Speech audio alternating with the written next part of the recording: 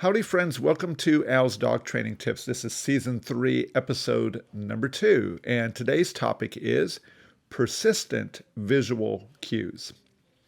So in dog training, there's a variety of ways that you can cue your dog to do the things that you want them to do. You can use a leash, you can use food, you can use body language, and obviously you can use a voice command.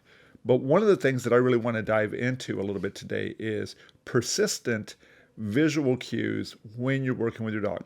Obviously, controlling what your dog sees to the degree that you can is very, very beneficial because dogs are masters of body language. So what I want to do is I want to share just a few tips with you all today that might make your training just a little bit easier. Okay. So let me share a problem that I see happen fairly commonly. So the problem that I see is that sometimes when people want their dogs to do a down, let's say that for example, they will point to the dog in the direction that they want the dog to down to, or maybe even like at a dog bed or something like that. But what I'm noticing is that cue, that hand signal where they're pointing for the dog to go down, disappears in about an eighth of a second. And that is where it really becomes a problem, because think of it this way.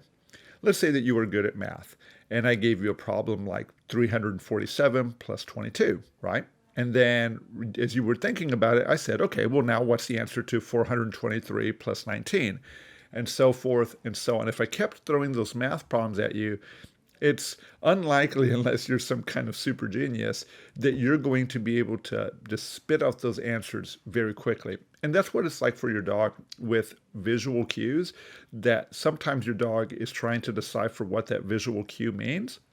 And as you're doing that, we're already changing the cue into something else. And so some of the best help that you can do is just to deploy patience with your dog as you maintain a persistent visual cue. So here's a little bit of homework for you guys that really want to kind of test this out.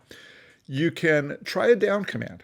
Try, pointing straight down when your dog is looking at you. You can lure the dog if you need to by hiding a piece of food in your hand and then getting your dog to down where they smell it, but keep that persistent visual cue. Then here's another piece. You could put a piece of food in your hand and get your dog to sit by bringing it to their nose and raising them up, and then keep that persistent visual cue. I want you to try to get about 10 repetitions in a row of that. And what you should notice is that as you're giving these cues to your dog and you're maintaining that consistent visual cue, that your dog is going to end up responding faster and faster as you go through this process. So that's really the tip for today, is that maintain those persistent visual cues for your dog. Give them the opportunity to figure out the problem. And then once they do, make sure that you make a great, meaningful reward for their efforts. All right, guys. Well, that's it for today's tip.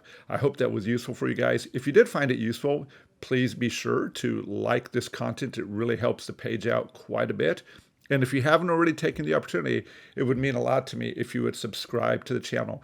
You can expect to see these dog training tips on a near daily basis. Monday through Friday is really what I'm aiming for. But if you like more content like that, please be sure to subscribe.